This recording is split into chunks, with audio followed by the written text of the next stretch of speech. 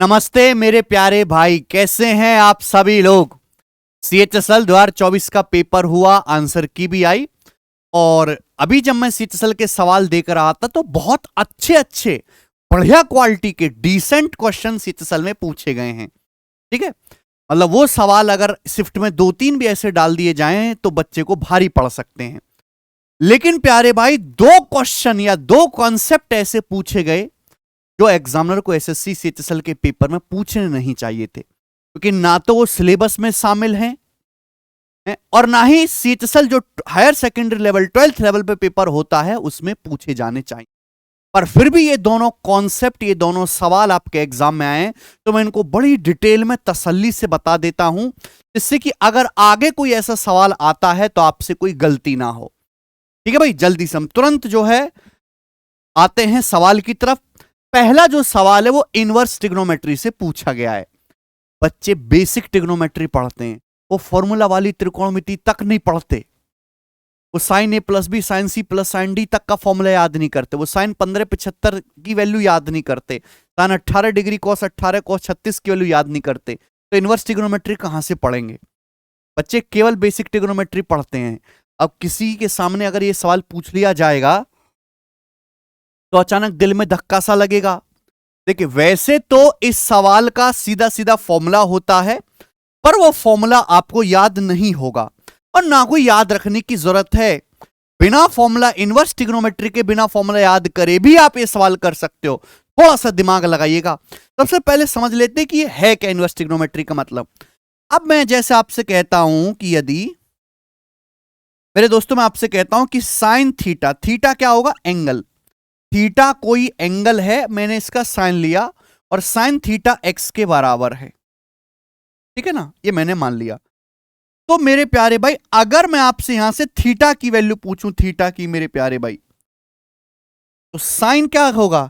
इसी को हम बोल देते हैं कि साइन इनवर्स एक्स हो जाएगा। थीटा की जो वैल्यू होगी वो साइन इनवर्स एक्स हो जाएगी। बात समझ में आई? यानी कि मेरे प्यारे में इस बात को ही इस तरीके से लिख देने को ही इनवर्स ट्रिग्नोमेट्री कहते हैं और कुछ भी नया नहीं है।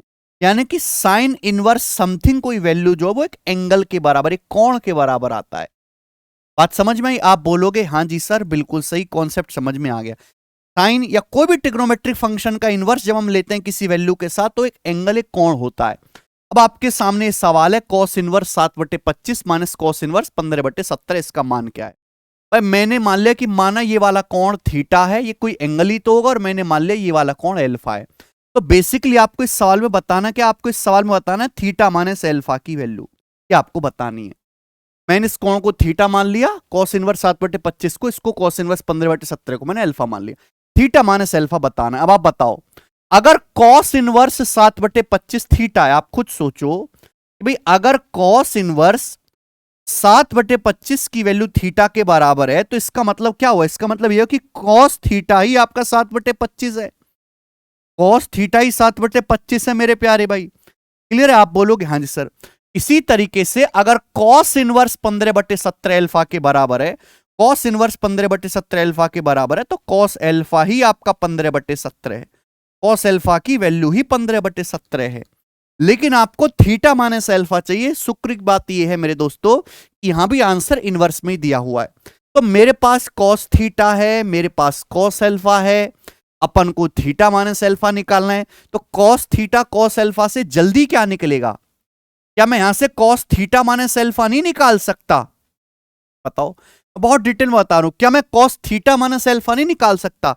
आप कहोगे हाँ जी सर, फॉर्मूला तो हमें पता है, कॉस ए माइनस बी का। ये फॉर्मूला आपको बस याद होना चाहिए।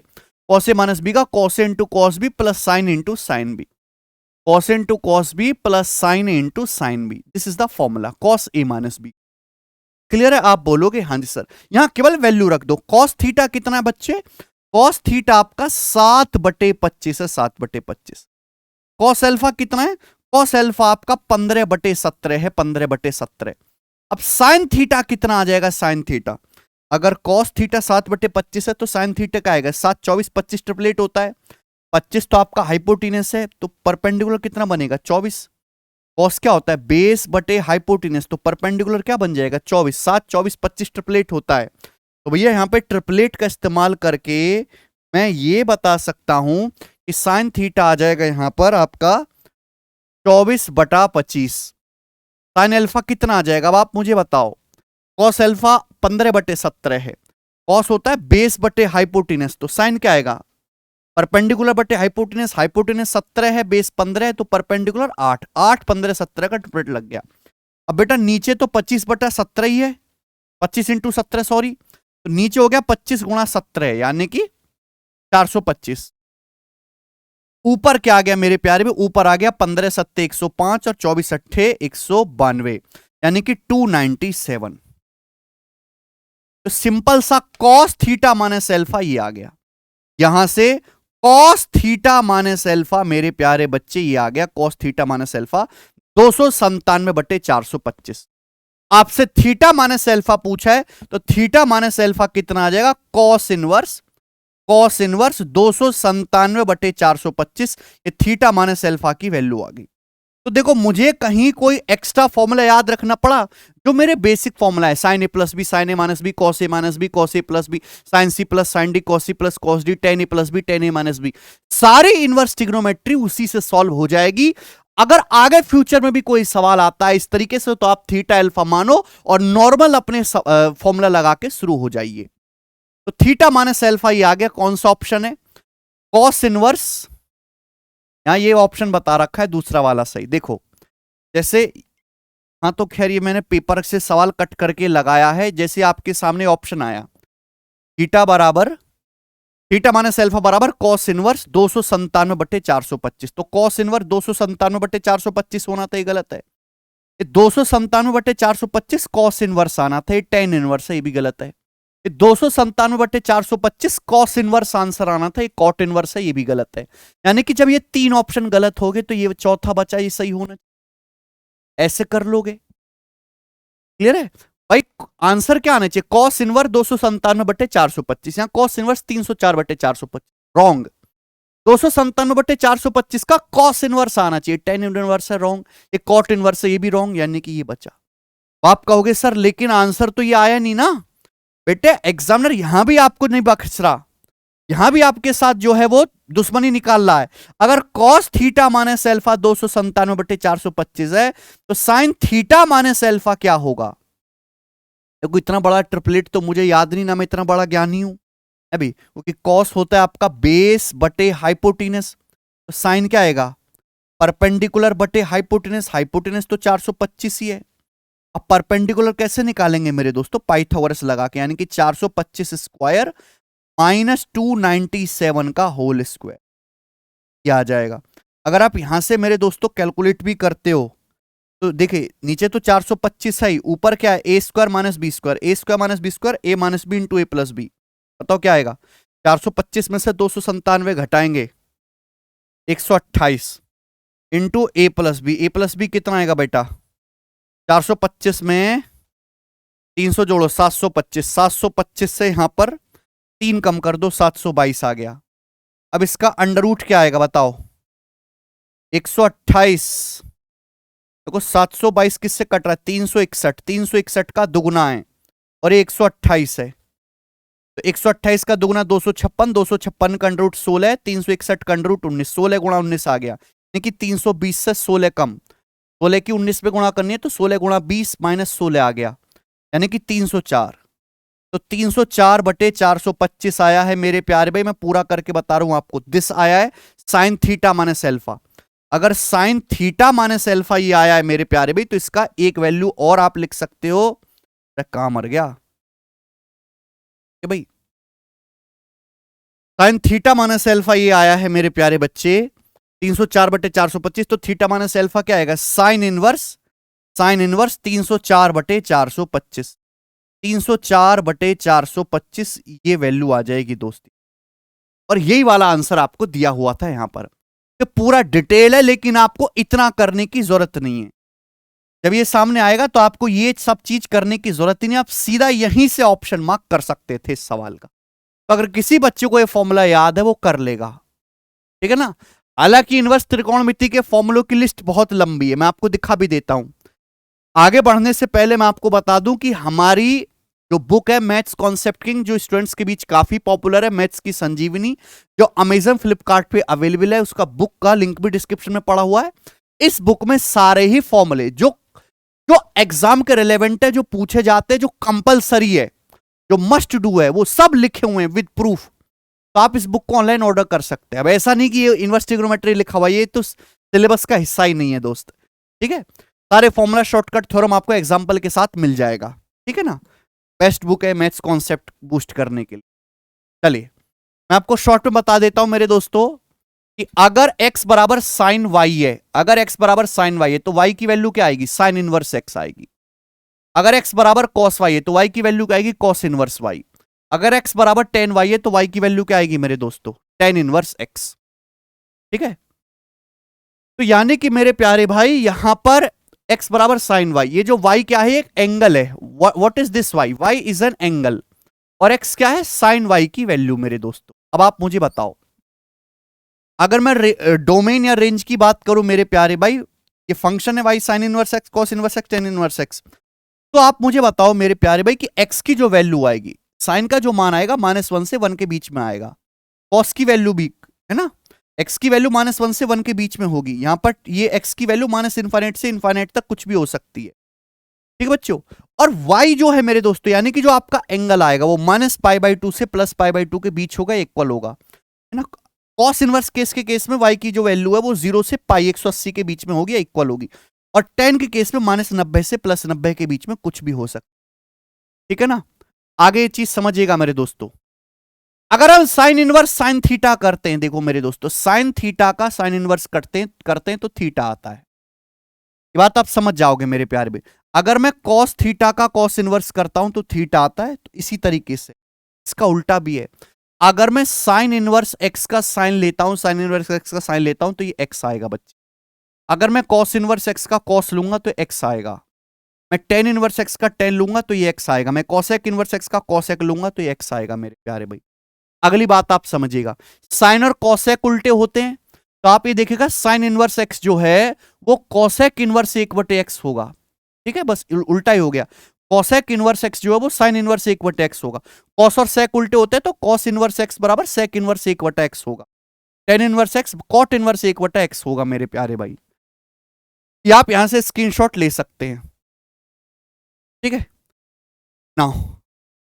ये तो मैंने आपको बता दिया। ये देखिए मेरे दोस्तों, ये कॉन्सेप्ट बड़े बेहतरीन है। सपोज ये वाला सवाल भी पेपर में आ सकता है, sine inverse x plus cos inverse X बराबर π/2, tan inverse x plus cot inverse X बराबर π/2, sec inverse x plus cosec inverse X बराबर π/2, ठीक है बच्चों, ध्यान रखिएगा मेरे प्यारे भाई। ये अगर कॉम्प्लीमेंट्री एंगल है a प्लस बी तो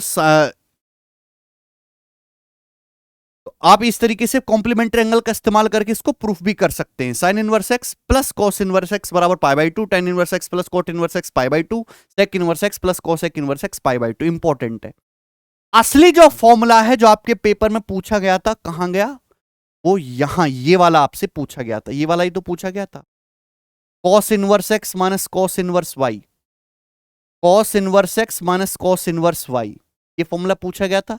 तो यहां पे लिखा हुआ है, इसकी वैल्यू क्या होता है, cos inverse x y plus √1 minus x square into 1 minus y square.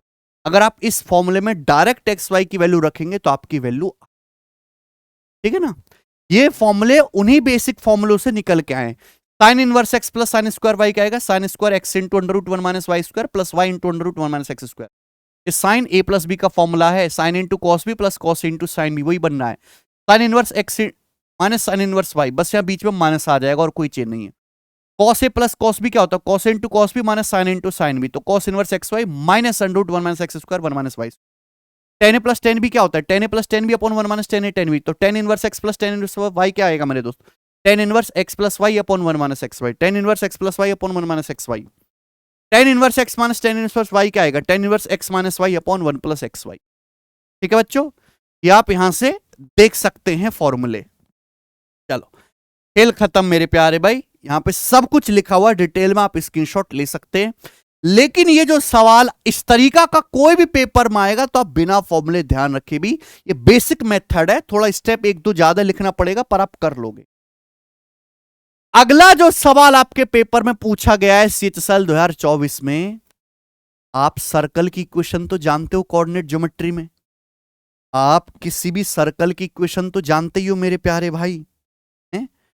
अगर आपके पास ये एक सर्कल है, दिस इज ए सर्कल, ये एक सर्कल है मेरे दोस्तों, वृत्त, और इस सर्कल का सेंटर है A B, A comma B circle के सेंटर के कोऑर्डिनेट है, और इस सर्कल की जो रेडियस है ये स्मॉल आर है, इस सर्कल की जो रेडियस है स्मॉल आर है, स्मॉल आर। तो मेरे प्यारे दोस्त, इस सर्कल की जो इक्वेशन होगी वो x माइनस ए square plus y minus B square बराबर R square, this is the equation of circle.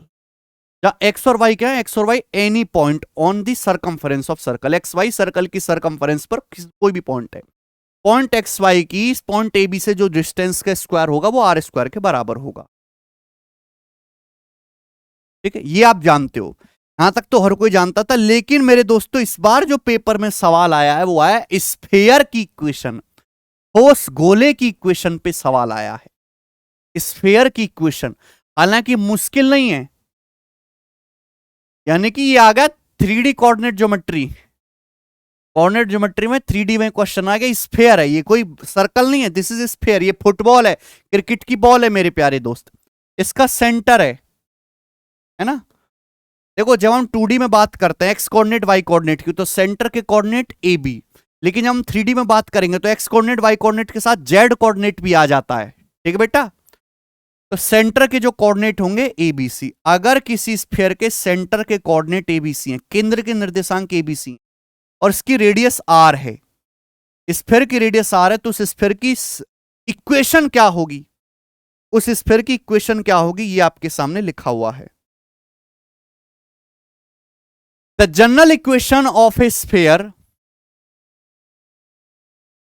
the general equation of a sphere x minus a square plus y minus b square plus z minus c square बराबर r square, बिल्कुल same to same circle की तरह है। अगर किसी sphere के centre के coordinate A B C हैं, स्फीयर की रेडियस आर है, तो उस स्फीयर की जो इक्वेशन होगी, गोले का जो सामान्य समीकरण होगा, x minus A square plus y minus B square plus z minus c square equal to मेरे प्यारे भाई आर स्क्वायर, जहां ए बी सी क्या है, स्फीयर के सेंटर है, और आर क्या है, स्फीयर की रेडियस है। What is this x y z, x y z sphere के सरफेस पर कोई पॉइंट है, x y z are the coordinates of the point on the surface of sphere, sphere की सरफेस एरिया पर, सतह पर किसी बिंदु के निर्देशांक है। ठीक है प्यारे बच्चों, आप बोलोगे हाँ जी, इसको मैं एक लेवल आगे भी बढ़ा देता हूं कि भाई एबीसी सेंटर रेडियस आ रहा है तो स्फीयर की इक्वेशन ही हो। जब मैं इसको एक्सटेंड करूंगा तो इस टाइप का बन जाता है, अगर मैं इसको एक्सपेंड करूंगा तो इस टाइप का बन जाएगा, x square plus y square plus z square plus 2ux plus 2vy plus 2wz plus d बराबर 0, x square plus y square plus z square plus 2ux plus 2vy plus 2wz plus d बराबर 0। Suppose उल्टा सवाल, ये तो आ गया reverse question paper में पूछा, एक स्फीयर की इक्वेशन ये है, बताओ उसके सेंटर क्या है मेरे दोस्तों, उसकी रेडियस क्या है। अगर स्फीयर की इक्वेशन इस फॉर्म में लिखी हुई, आपसे रिवर्स क्वेश्चन पूछा कि इसके सेंटर बताओ रेडियस बताओ, तो आप तुरंत समझ जाइएगा मेरे दोस्तों कि यहां पे जो सेंटर होगा, ये यूवी डब्ल्यू की वैल्यू पता होनी चाहिए, माइनस का यू माइनस का वी माइनस का डब्ल्यू, सेंटर के निर्देशांक minus u minus v minus डब्ल्यू, सेंटर के निर्देशांक minus u minus v minus डब्ल्यू, और रेडियस जो होगी सर्कल की अंडर रूट स्फीयर की, sorry, under root u square plus v square plus डब्ल्यू square minus t, under root u square plus v square plus डब्ल्यू स्क्वायर माइनस टी। समझ में आया मेरे दोस्तों, तो ये मैं आपको एक्स्ट्रा इंफॉर्मेशन दे रहा हूं, ध्यान रखिएगा इसका। अब मेरे प्यारे भाई जो सवाल आया है आपके एग्जाम में वो ये वाला है, जो सीएचएसएल 2024 के एग्जाम में पूछा गया है स्फीयर के बारे में। हालांकि सवाल मुश्किल नहीं है, डुएबल क्वेश्चन है, काफी सारे बच्चों ने पेपर में ठीक किया भी है। सेंटर -1 2 -3 और 3 यूनिट रेडियस वाले गोले का समीकरण ज्ञात कीजिए। तो गोले का समीकरण क्या होगा मेरे दोस्तों, एक्स में से -1 घटाएंगे तो x plus 1 square plus y में से 2 घटाएंगे वाई माइनस 2 स्क्वायर, ठीक है बेटा। जेड में से -3 घटाएंगे तो minus minus plus Z plus 3 square बराबर 3 स्क्वायर, ये आ जाएगा मेरे प्यारे भाई। लेकिन मुझे यहां पे एक्सपेंड करके दे रखा है, तो x square plus y square plus z square आएगा, यहां से आएगा 2x प्लस का 2x, ये -2x से गड़बड़ हो गया। हाँ, तो माइनस का एक्स से गड़बड़ हो गया, प्लस का एक्स से गड़बड़ हो गया, बात खत्म। ये प्लस का 2x एक ही ऑप्शन में आ रहा है, यही वाला सही है। प्लस का 2x आएगा, माइनस का 4y आएगा, प्लस का 6z आएगा। ऑप्शन नंबर 3 ही सवाल का एकदम ठीक आंसर था मेरे दो। मजा आया क्या आपको? हाँ जी,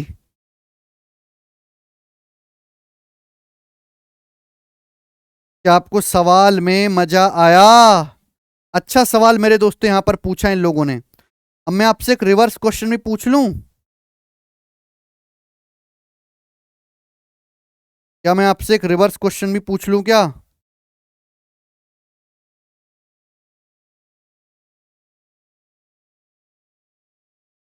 आजा भाई।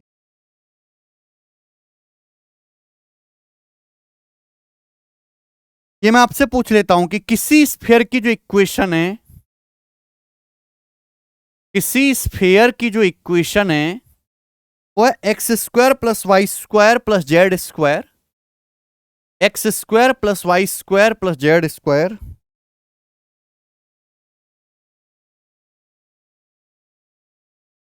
माइनस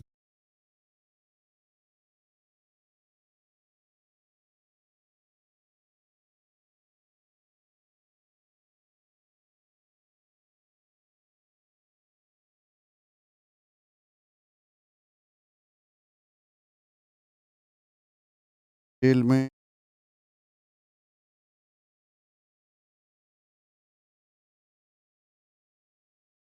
किसी स्फीयर की जो इक्वेशन है वो है, ठीक है भाई, किसी स्फीयर की जो इक्वेशन है वो है x square plus y square plus z square minus 4x plus 6y minus 8z minus 22 equal to 0। ये एक स्फीयर की इक्वेशन है।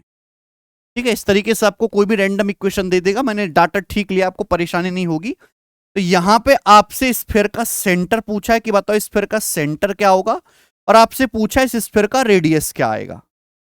एग्जामिनर ज्यादा खतरनाक है तो यहां से रेडियस आ जाएगी, हो सकता है वो आपसे वॉल्यूम सरफेस एरिया पूछ ले। ठीक है बच्चे, तो आप इस सवाल को सॉल्व करके मुझे कमेंट्स में बताइएगा। तो भाई ये कुछ अतरंगी से सवाल है जो एग्जामिनर ने रात को 2 पैक लगाने के बाद बनाए हैं और पेपर में डाले हैं। ठीक है, अगर आपको ऐसे सवालों से भी घबराहट पैदा नहीं करनी अपने मन में, बिल्कुल बेसिक से मैथ पढ़ना है इतने लेवल तक, मैक्सिमम लेवल तक, तो आप कैरविल एप्लीकेशन पर हमारा नया math special live batch join कर सकते हैं, 0 टू हीरो सिलेक्शन बैच। इसकी क्लास शुरू होने वाली है और रजिस्ट्रेशन इसके ओपन है। 22 जुलाई से हम इस बैच की क्लास जो है शुरू कर देंगे। ठीक है, इसमें मैं आपको अर्थमेटिक एडवांस दोनों ही सेपरेट पोर्शंस पढ़ाऊंगा। एसएससी वाले बच्चों के लिए बैच बहुत ज्यादा फायदेमंद है, लेकिन इसके साथ साथ रेलवे स्टेट बैंकिंग वालों के लिए भी बहुत ज्यादा हेल्पफुल रहेगा। कंप्लीट मैथ इसमें पढ़ाया जाएगा, बेसिक से हाई लेवल तक, प्री प्लस मींस कंप्लीट होगा दोस्तों। ठीक है बच्चों, इस बैच को आप ज्वाइन कर सकते हैं। कैरविल एप्लीकेशन पर इसकी सारी क्लासेस होंगी लाइव। लाइव के बाद आपके पास रिकॉर्डेड क्लास भी अवेलेबल रहेंगी 2 साल की वैलिडिटी तक, 2026 के एंड तक आपके पास इस बैच की क्लासेस रहेंगी। ठीक है, चलिए धन्यवाद मेरे प्यारे भाई।